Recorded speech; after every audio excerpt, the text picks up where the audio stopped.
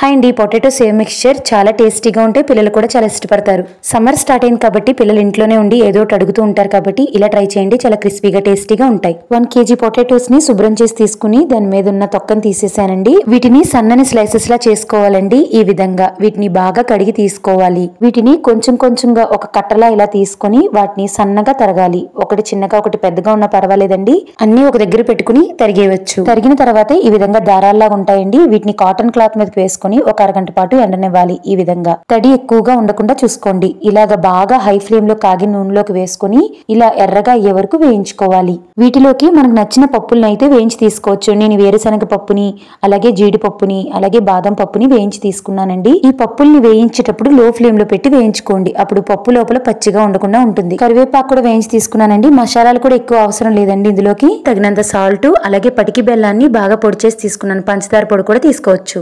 అంతే.